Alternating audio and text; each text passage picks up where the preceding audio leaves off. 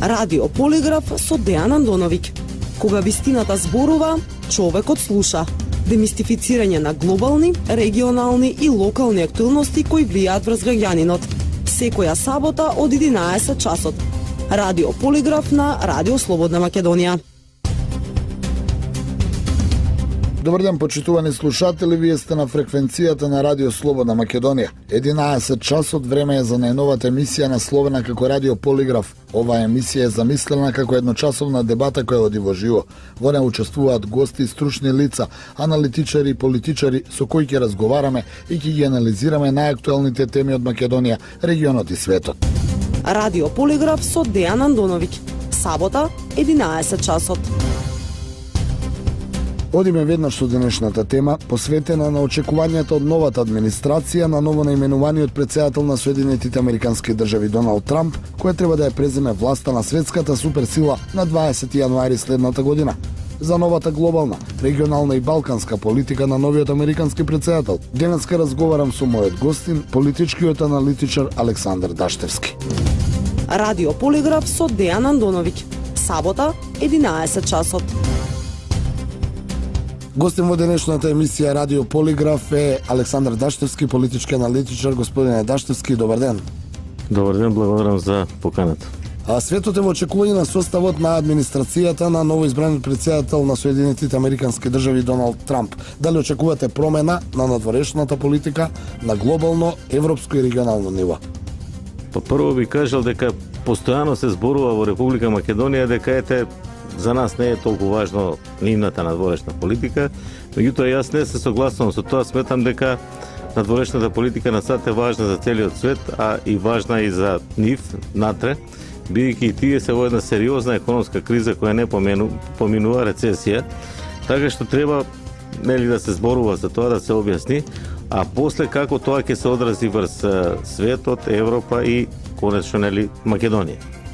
Така што сметам дека ова прашање е многу важно и дека фактички сега имаме една ситуација, како што ја прокоментира аналитичарите на опозицијата минатата и предмината недела, дека никогаш не се менува нешто драстично во САД, надворешната политика. Таа и во големите, сите големи сили, како што е Русија, Англија, Франција и така натаму Кина.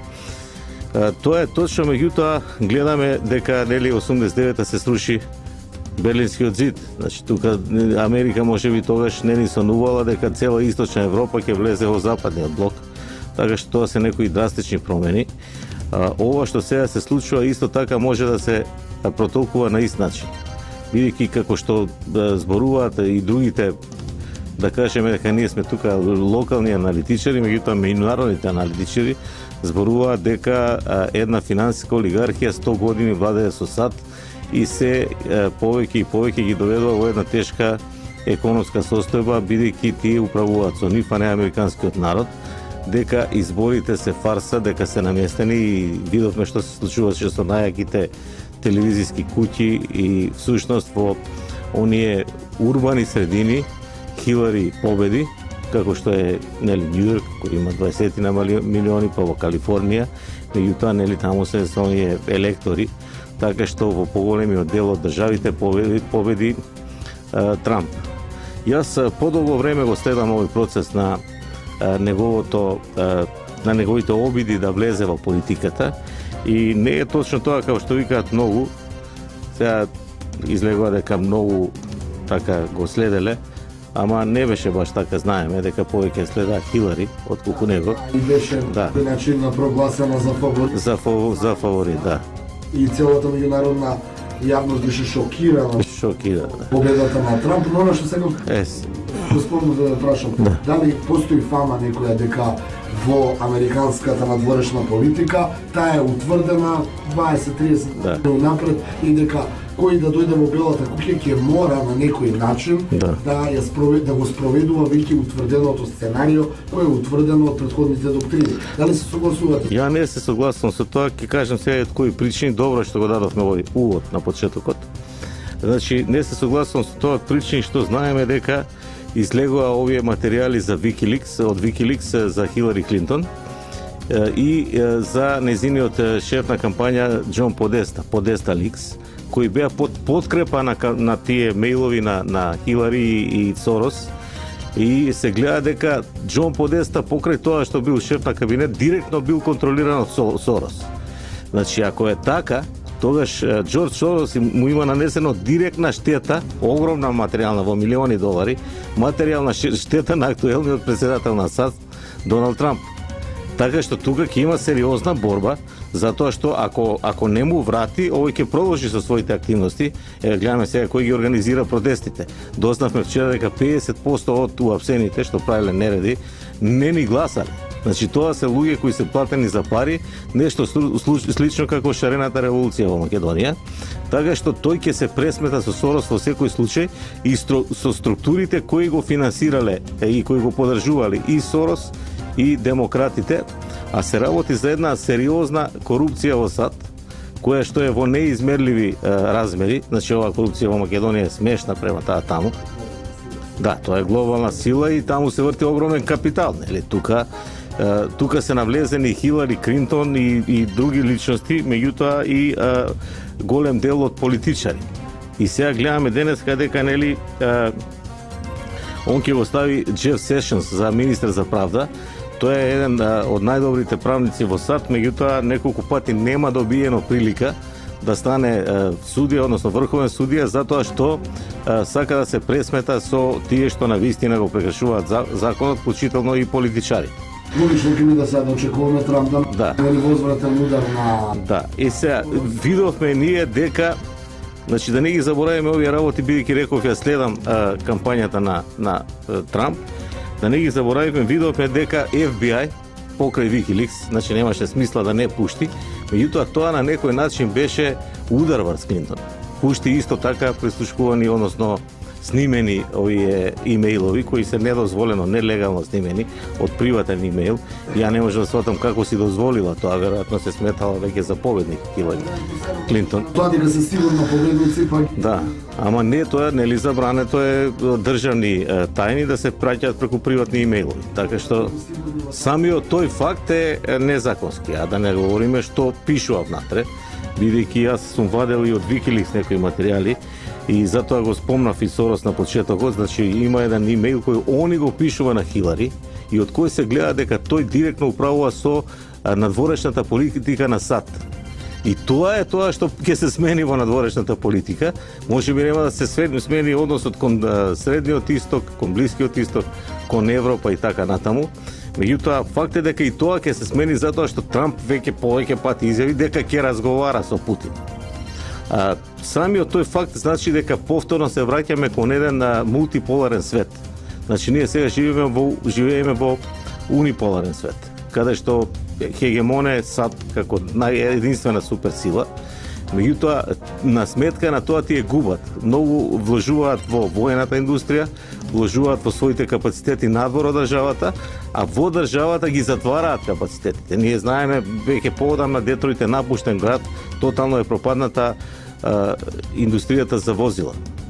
И тоа огромен град кој бил сериозен град во САД, како еден од најдобрите градови, сега е полунапуштен. Тоа едно, а друго, целата индустрија за храна е упропастена.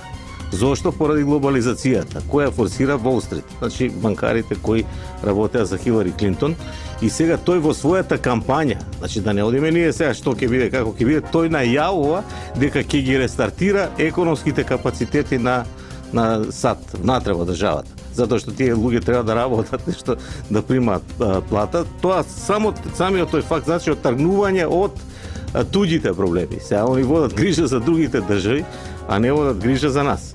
И сега кога дојдовме до тоа, ги спомнавме нели и Џорџ Сорос и FBI, да не заборавиме да кажеме дека го става и Мајкл Помпео за шеф на ЦИА. Значи ЦИА беше многу поврзана со демократите и дека таму ќе има многу чистки поради тоа што ќе таа финансиска олигархија ќе мора да ослабне.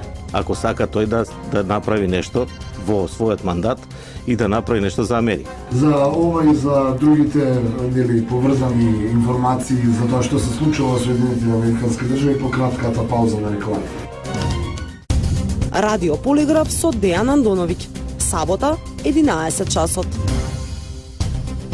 Господин Дачевски, дали изборот на американскиот државен секретар ќе влие врз поддршката кон нашата земја и пред се за спорот на името, ако се земе во предвид шпекулирањето дека во Стејт департментот ќе бидат поставени лица на раководни функции со грчко потекло. За сега се шпекулираат имиња на двајца кандидати, Руди Џулијани и Џон Болтон, кој од овие двајца е подобро решение за Република Македонија. Значи секако дека ќе влие САД се држава која внимаваат на носите со сите други без оглед на големината земји во светот, бидејќи нели геополитиката е нивната стратешка цел, односно геостратегијата. Така што ќе влие и на нас ова што прво би се осврнал за Грција. Значи знаеме дека Грција традиционално ги поддржува демократите. Они има еден кандидат за председател, Мајкл Дукакис, за малку и ќе победеше. Неговата нели сестра беше Олимпија Дукакис, холивудска актерка која му помагаше во кампањата. И грчкото лоби, бидејќи се работи за доселеници кои ги поддржуваат не конзервативните права, туку оние социјални права, традиционално ги поддржува демократите и тоа со огромни средства. Значи се работи за стотина милиони долари во текот на кампањата и затоа веднаш после изборите Обама отиде во Атина, затоа што сакат да таа поддршка да остане. Бидејќи држава како Грција има големо влијание врз диаспората. Неистина која е многу постара и поголема од нашата и затоа има такво влијание, а тоа влијание се одразува и на прашањето за името.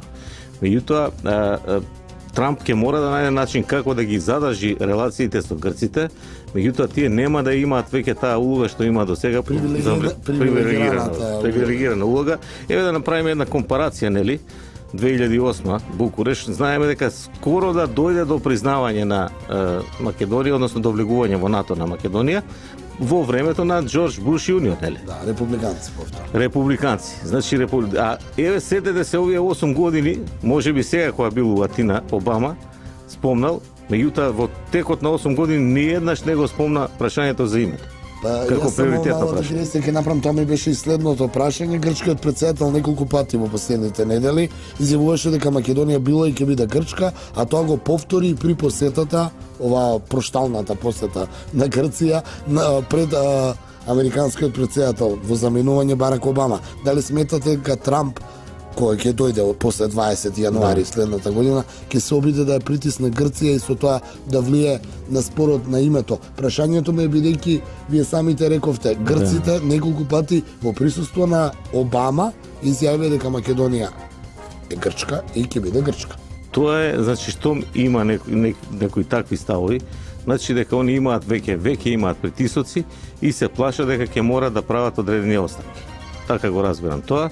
Него го назначува Ципрас, значи Ципрас има влијание врз него, да не кажам сега му кажува, он меѓутоа си знае, овој меѓутоа има влијание врз него и сметам дека конечно Обама при оваа посета им го има кажано тоа, дека ќе мора да направат одредени отстапки во личен интерес, односно во интерес на нивната држава. Да, има паралелна изјава, се извинувам бидејќи ги следам дневно работите. Обама вчера ми се чини за време нели по Грција отиде во европските земји, ги повика европските лидери, тука ја ставам и Грција, да соработуваат тесно со новиот американски претседател. Веројатно ова вие што го велите, дека мора да си ги задржат позиции. Обама им укажува и на властите во Атина дека ќе мора да соработуваат со Трамп, а соработката со Трамп веројатно е во нели за нас, за Република Македонија, веројатно ќе биде многу подобрата опција него што беа демократите. Тоа е точно, значи има некои официјални работи, има некои неофицијални работи. Сега додека трае ова преземање на функцијата, има и некои неофицијални работи. Ние бевме сведоци пред неколку дена дека Марк Болто, советникот на Трамп, кој беше еден од неколкуте советници, посебно е важна неговата улога бидејќи е црнец, нели Трамп го обвинуваат за расизам, што не е точно, може и тоа да го дискутираме. Рече дека Македонија не смее да го смени своето име. Значи тоа не верувам дека случајно го рекол. Претпоставам дека тоа се дискутирало во внатрешните кругови И во таа насока ќе биде тоа прашање што ќе го тера Доналд Трамп, дека името не смее да се смени, треба да се најде некое решение, дали ќе биде сега тоа уставно име, а за Грција друго име, за да не се навредуваат нивните национални чувства. Компромис во секој случај. Или ќе некој мора да друг се компромис ќе видиме, меѓутоа во секој случај ќе се смени она тврда позиција што беше на неменување на името и да на немање воопшто на името Македонија во името на нашата држава. Дека знаевме кој, нели, се дигна цела таа фама, дека знаевме како народи, како држава и како, нели, диаспора во САД, кој е подобрата опција во да дојде на претседателска функција во САД за Република Македонија и за овој регион каде што живееме. Знаевме, тоа беше познато и претходно, дури имаше и најави дека нашата диаспора ќе гласа за Трамп. Како го коментираше, излезе една вест, ја сакав да ја проанализираме малку, иако помина некако необјавено по другите медиуми, незабележително, само беше означено како вест, а тоа е дека за време на кампањата повеќе од 100 веб страници се појавиле, нели, во Соединетите Американски држави, утврдено дека неколку жители од Велес ги правеле тие веб страници кои објавувале лажни вести во корист на Трамп. Колку оваа шпекулација може да влие во иднина, нели, кога Трамп ќе седне и официјално во Белата куќа, да влие за, нели, да гледа поблагонаклоно кон овој дел од свет. Само да се вратиме малку да го завршиме претходното прашање со неколку збора, бидејќи сметам дека многу е важно, нели, дали ќе биде Џон Болтон или Руди Џулијани државен секретар. Тоа се луѓе, Џон Болтон е со големо дипломатско искуство и можеби би било подобро да биде тој заради вкупната состојба во светот, бидејќи многу подобро ги познава работите. Тој бил представник на САД во амбасадор на САД во Обединетите нации, така што многу добро ја познава надворешната политика. Меѓутоа знаеме дека Руди Џулијани е исто така искусен политичар за внатрешна политика, кој е и добар пријател на Трамп. Сметам дека било кој да биде, тоа ќе биде добро и за Трамп, и за САД, и за надворешната политика на САД. Бидејќи се работи за искусни политичари, не значи дека Руди Џулијани, ако се занимава со внатрешна политика, нели, долгогодишен градоначалник на Њујорк, дека нема да води добра надворешна политика и дека ако Џон Болтон бил, да речеме, во Обединети нации, дека ќе биде подобар од него. Значи тука нема дилема, кој многу е важно дали му е близок на Трамп или не и дали ќе му биде доверлив. Така што тоа прашање ќе видиме што ќе се случи, меѓутоа гледаме дека на тој план сериозно ги избира кандидатите, иако тие се подложени сепак на една критика од јавноста. Меѓутоа не е тоа така, ќе видиме дека се работи за квалитетен тим. И тоа беше прашањето кои ќе му бидат внатре во кабинетот. Сега гледаме дека тие луѓе што има намера да ги избере, некој ги избрал, дека веќе се работи за еден квалитетен тим. Исто така не е изненадуван и генералот Майкл Флин, кој му беше и во кампањата еден од главните луѓе кои му беа советници, кој е назначен за советник за безбедност, за национална безбедност. Не знам дали ја знаете таа таа информација дека околу 200 генерали се вклучија во подршка на Трамп, затоа што се сомневаа во политиката на демократите која можеше да доведе до Трета светска војна. Тоа стално се коментира. Зошто? Затоа што не сакаат да разговараат со русите, не сакаат со кинезите и не сакаат да разговараат со никој. Затоа што Трамп лично беше против нападот на Ирак. Гледаме се што се случува таму. Беше против нападот на Сирија. Сега Сирија се доведува во ситуација да ги брани позициите на САД, бидејќи и тие го напаѓаат ИСИС и Сирија го напаѓа ИСИС. И затоа е многу битно оваа екипа да биде добро составена. А сега ова за Веле што викате, ја како што читав по порталите, дека што успеавме да го видиме, имавме само група на луѓе, имаше еден од водечките американски комичари, не можам да се сетам на името, дури ги поздрави јавно преку својата емисија. Зошто сте се занимавале со тоа, пошто он не бил за тоа. И сега во таа насока сакам да кажам. Тоа е голема работа, тоа е голема работа, меѓутоа како што читавме дека тие луѓе воопшто они не ги занимавал, интересирала ни политиката на САД, ниту пак Доналд Трамп. И дека тие луѓе почнале да се обидувале да направат, нели, она повеќе лајкови на социјални мрежи прво со Бени Сандерс. и на него типувале, меѓутоа виделе дека не носи толку поени, туку дека многу повеќе пари може да се направат ако се пишуваат вести за Доналд Трамп. И почнале да пишуваат афирмативно, затоа што гледале дека луѓето кликаат многу на тоа. И нели како што пишуваше, заработувале од 600 до 1000 евра месечно, што е солидно за македонски услови, бидејќи се работи за млади луѓе од по 17 години, како што Кој постигна некаков успех, сепак да, на глобално ниво да бидеш. Тоа е голем успех, меѓутоа викаме, они не биле воопшто заинтересирани за тоа, туку за нели интернет работа, Да, како да кажам, за профит, заработка, интернет профит, за... да.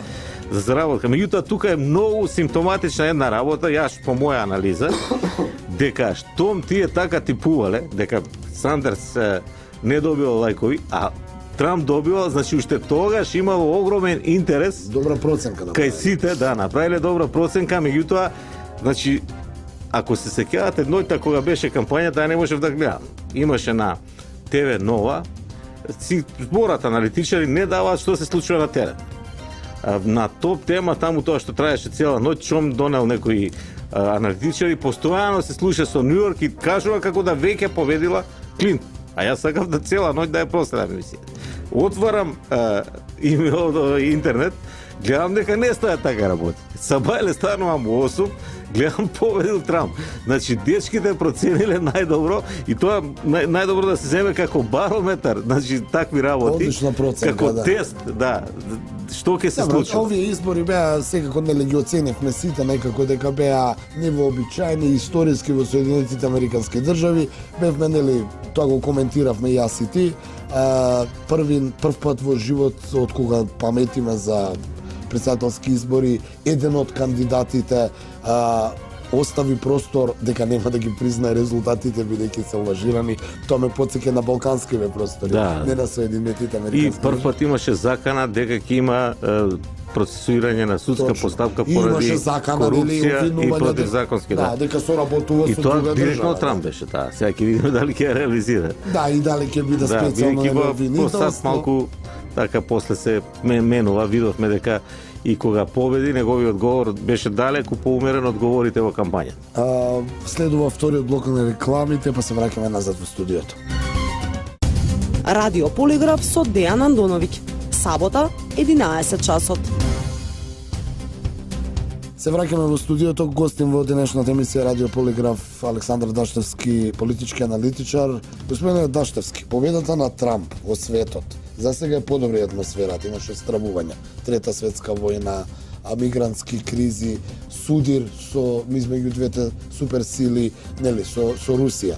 Тоа се чувствува и во Македонија. Дали може кратко да им објасниме на нашите слушатели? Која политичка опција во Македонија беше за која политичка опција во САД? Која политичка опција во Македонија сакаше, посакуваше и се надеваше да победи? Хилари Клинтон, а која политичка опција сепак сметаше дека е Трамп помало зло за нашава држава? Па јас имав и колумна на таа тема минатата недела и сега, нели, аналитичарите на опозиција се прашува зошто се радуваат во десницата, што ќе значило, дали тоа ќе значило сближување со Русија, па таму со Србија, Србија со нас, што нема врска со конкретната ситуација. Поентата е што, нели, Трамп е десно ориентирана опција, односно републиканците се десница. И нормално е во цел свет десницата да е драго за тоа, а и во Македонија. А нели овде владеачката гарнитура е десно ориентирана, додека опозицијата лево ни прати и своја делегација да помага таму на терен, предводена од председателот на владината, за да победи Хилари Клинтон и беа убедени во тоа, дури нели председателот на опозицијата рече на топ тема, што не е невообичаено за еден политичар да преюдицира дека еве конечно ќе добиеме жена председател уште пред вечерта пред изборите, што сега може да му се свати како негативен поен, може бидејќи не е исто тоа било што да се каже во Македонија и било што да се говори за меѓународна политика. Така што тоа е во контекст на она што го говори. Значи, ако Џорџ Сорос, јас имав некои работи преведено, не знам дали го спомнам, мислав дека не, за него, дека тој директно ја водел американската меѓународна политика. И во мејловите кои се од WikiLeaks, нели, има еден мејл каде што тој само ја известува Хилари Клинтон, а гледаме дека и директно комуницира со подеста, значи за некои работи не ја известува, ја известува дека во Тирана направи успешно организирани протести и они, како што викаат, нели, unfortunately, немек за жал, загинале 3 лица. Како да се тоа предмети? Колатерална штета. Сега можете да споредите дека ние сме имале среќа. Овде имаше загинати во Куманово, меѓутоа тука во пред владата имаше 30 повредени, сериозно повредени полицајци, но знаеме кој ги организираше тие протести, односно кој ги плаќаше, нели, организацијата Отворено опште, да, и кој ги инспирира. Тие 80 невладини што наводно прават граѓански сектор, што по мене тотално го уништија граѓанскиот сектор во Македонија и треба многу години да се реорганизира. Не може Хелсиншки комитет да го форсира, да го финансира Џорџ Сорос. Тоа е недозволиво. И тие од 80, нели, се собственост на 30 лица. А тие 30 лица организираат други 700.000 лица, е проценката, кои ги плаќаат многу поевтино отколку што овие 30 кои сите се добро стоечки материјално, но гледавме дека нивната конечна цел е занимавање со политика. Бидејќи дел од нив се на листите, дел не се, па криво име поради тоа. Сега тие фондови кои ги даваше Џорџ Сорос, бидејќи ако се сеќавате, имаме точни информации дека во Луисвил протестите ги организира Отворено општество, Џорџ Сорос. Значи сега Трамп ќе го испита тој случај, бидејќи Џорџ Сорос директно на него му се спротивстави. Значи Џорџ Сорос сега ќе организира и протестите, ама таму имаше повеќе мртви од Тирана и од Македонија и од секаде. Значи црците ги убива како глинени голови, пови се свете убива полицајци и така натаму, значи тоа е сериозен криминал и тоа од посериозни размери. Така што тој ќе си има таму работа на терен. Овие средства што беа овде за обоени револуции, за протести, за враќање назад на општеството, ќе престанат веднаш, затоа што како издуван балон, тоа ќе секнат средствата кои сега се прилично сериозни, викаат од 5 па до 20 милиони минатата година кога биле протестите во најголем зенит. Така што тоа ќе престане и тука е проблемот на опозицијата кај нас што се уште не го сваќа тоа. Допрва ќе дојде моментот кога ќе го свати, кога фондот тој на Отворено општество ќе се намали и ќе ги нема тие привилегии и бенефиции кои ги имаат тие. Ја ги нарекувам нив корумпирано цивилно општество, бидејќи тие ништо не прават без да бидат платени. Знаеме дека и за протестите они дава на обичните граѓани од $50 или 50 евра за да протестираат, а ако доведете повеќе луѓе, може и повеќе, така што тоа се, значи, огромни средства кои веќе нема да може да бидат во функција за намена на дестабилизација во Република Македонија, односно ќе мора да се створи едно цивилно општество кое ќе функционира од некои фондации кои реално се занимаваат со тоа, а не се мешаат во внатрешната политика на државата. Ние гледаме дека во Русија Путин ги избарка затоа што сметат дека нели се мешаат на антидржавни елементи, а во Обединетите арапски емирати Канвас организацијата која што овде отворено учествуваше, доаѓа тие во Паласт, се сместува и така Александар Палац. Тие таму се прогласени за терористичка организација и истото сега во постапка е во Азербејџан. Бидејќи они организираат обоени револуции, овие се авторитарни општества со шеици, нели, со такви личности кои имаат апсолутна власт и се плашат дека на нив ќе им направат обоена револуција, што е недозволиво некој друг да прави. Ако треба некој нешто да прави во Република Македонија, тоа е народот на Република Македонија. Да, токму тоа е следното прашање. Да. Американците завршија со своите избори, го избраа својот претседател. Кај нас во понеделник на 21 ноември почнува 20-дневната изборна кампања, кој ќе заврши на 9 декември. Каква кампања и каков исход очекувате? Која ви е проценката, колку се тоа влијаеше врз кампањата која ќе биде наредните 20 дена? Зборувам и за власт и за опозицијата. Да. Па видовме дека кампањата почнува класично како и до сега што почнуваше, со тоа што ВМРО традиционално ДПМН традиционално си почнува во Охрид, бидејќи тоа 20 години наназад го прави, а не знам зошто нели опозицијата предводена од СДСМ ќе почне од Прилеп. Така што некои очекуваат многу валкана кампања, меѓутоа јас не би го рекол тоа, бидејќи власта сега од овие настани што се случува во минатите 2 години има искуство и подобро е да збори за нови проекти, за нови вработувања, за инфраструктура, енергетика, за странски инвестиции и така натаму, тоа што ги интересира граѓаните. И мене ме прашуваат повеќе медиуми овие денови, правеле анкети дека граѓаните повеќе ги интересира економијата отколку демократијата, условно кажано. Затоа што за да има демократија, прво треба да има добар животен стандард. Да, ако нема стандард не може да има демократија. Да. И мислам дека нема да наседне на тие провокации. Од друга страна, опозицијата немајки добра програма и не ја направија, иако се збореше за чадорот, нели, дека тој чадор веројатно веќе не постои, затоа што нели доаѓа Доналд Трамп. Се спомнува и некои личности, ајде сега да не ги повторуваме, бидејќи амбасадорот Бејли се повлекува за неколку месеци, така што тој чадор веќе не постои и опозицијата нема ни програма. Значи, вие денеска излегувате, кажувате дека Македонија е во иста ситуација како Грција и дека финансиски ќе пропадне за неколку месеци, а утре излегувате и кажувате дека ќе ги направите платите 30.000 денари. Значи, како може ако пропаѓаме финансиски, значи не го објаснуваат. Да. А додека сите овие викаат, ги носиме тие и тие за толку и толку дена, тие ќе работат толку и толку луѓе, ќе останат во Македонија 10 години, значи со точни рокови прецизни, а видовме дека најголем дел од тие работи се остварија. И зашто би се пуштале сега во овие меѓуетнички и национални тензии, дека нели сега се доведе во прашање борбата на македонци против македонци. Сега нели лидерот на опозицијата форсира дека еве сега све треба да ги се даде на албанците, ама од друга страна ако дојдат на власт сите овие сега што се македонци ќе се бркаат од работа, целото сурство ќе се брка од работа. Значи тоа се тотално неповрзани. Опозицијата се обидува да земе повеќе албански гласачи, некако на сметка на македонските. Значи знаете и сам и дека меѓу другото сум бил и член на ДИК.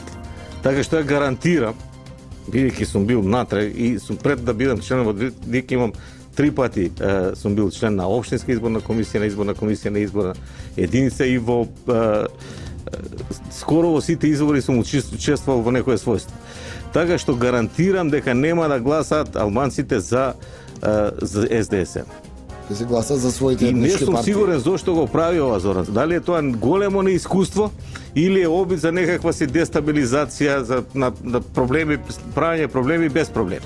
Ние знаеме дека додека не се појави овие разговори, никој ништо не бараше, ниту од албанците, ниту од македонците. Имавме релативно релаксирани меѓуетнички односи. Да оставиме на денот на изборите, ќе видиме дали е тоа добра процека. За крај на емисијата, уште за да ме прокоментирате кратко во врска со нели изборите. Вчера специјалното јавно обвинителство објави нов случај, тендер за незаконско следење на комуникациите од 2008 до 2015 година. Осомничени се 10 лица. Дали малце чуден тајмингот кога се подигнува ова обвинение, дали се е во функција и колку може да влие на кампањата и на исходот на изборите воопшто. Да, па јас имав некои предлози, бидејќи нели јас не сум директно во политика и не се прашувам, меѓутоа можеби некои предлози да се земат како корисни, бидејќи ги следам од првшино 1, првшино 2 договорите и изборот на специјалното јавно обвинителство. Јас сметам дека во предизборна кампања специјалното јавно обвинителство не треба да држи пресконференции, туку само да ја работи работата, да си ги собира доказите, да ги сослуша. Да не излегува во јавност. Значи да не биде тоа кампања на опозицијата. Бидејќи гледаме дека опозицијата нема кампања и видовме дека неколку пати лидерот на опозицијата на пресконференции ги најавува пресудите на СЈО, што е апсолутно непримерно, меѓутоа во меѓувреме видовме многу работи. Значи најголем дел од вработените таму се или роднини на вработените во СЈО, значи не може тоа да функционира нормално. Значи друго е дали вие ќе запослите, односно ќе вработите вештак, професионалец со 30 години искуство, кој ќе придонесе побрзо да се завршуваат предметите, или внук кој е приправник, односно не ни завршил факултет, уште е на студии. Значи тоа така не функционира. Видовме дека многу членови, директни членови на СДСМ и на Шарената револуција се вработени таму, како што се овој Боки Бургија, па не знам, овој Панта Джамбазовски и други некои истакнати членови на СДСМ. Значи тука не можеме да говориме за тоа прашање, треба тоа прашање да се остави на страна. И јас сметам дека е свесно и СЈО за тоа и затоа го објави овој случај денеска. Затоа што веќе кога ќе почне кампањата би било невкусно, да. не би требало. Така што сметам дека сериозно после изборите треба да се, тоа го најави за денес, не знам, немам информација што направи обвинителскиот совет, но веројатно ќе го остави за понатаму, бидејќи стварно е моментот, нели, не се избрани суди од РСС, за да не испадне дека пред избори се бираат и така натаму. И сметам дека и тоа прашање ќе биде оставено отворено. Што беше поентата на Републичкиот судски, односно обвинителски совет? Поентата беше да се проверат овие уплатници од банка кои најверојатно се оригинали, доколку специјалната јавна обвинителка која патем нема ни капацитет да го води, тоа видовме сите, сега не треба да се правиме дека не гледаме, доколку навистина била член на политичка партија, односно на СДСМ, како што ја видовме и членската карта, и таа уплатница е уплатила таму, тоа е доказ инфлагранти, фактички, на лице место е фатена. И тогаш по закон, и по законот за специјално, ако сакате, и по законот за основно јавно обвинителство, па и по уставот на Република Македонија, нема право да се занимава, односно да биде член, јавен обвинител или судија на политичка партија. Така што тоа ќе се разгледа, и ако е тоа причина и за кочењето уште на предметите, бидејќи се вработуваат роднини, пријатели и членови на политичка партија, а сега гледам и зошто се вработуваат тие, тогаш може би е добро да остане СЈО за да ги доврши работите, меѓутоа да се стави некој неутрален специјален јавен обвинител кој ќе заврши оваа работа ефикасно и професионално. Но сето тоа ќе биде после завршувањето. Па тоа ќе биде, меѓутоа еве сега имаме колку уште, не пол месец, уште 20 на дена има. 20 на дена почнуваат од понеделник, гласањето е нели на 11, ќе видиме каков ќе биде исходот. Во секој случај ви благодарам господин Даштевски за денешното учество. Уште нешто благодарам на покана. Радио Полиграф со Дејан Андоновиќ. Сабота, 11 часот. Изминатиот 1 час ја следевте емисијата Радио Полиграф, автор и водител на емисијата Дејан Андоновиќ, техничка реализација Никола Јовановиќ, продукција Радио Слободна Македонија, сабота, 19 ноември 2016 година. Пријатно попладне. Радио Полиграф со Дејан Андоновиќ. Кога вистината зборува, човекот слуша. Демистифицирање на глобални, регионални и локални актуелности кои влијаат врз граѓанинот. Секоја сабота од 11 часот. Радио Полиграф на Радио Слободна Македонија.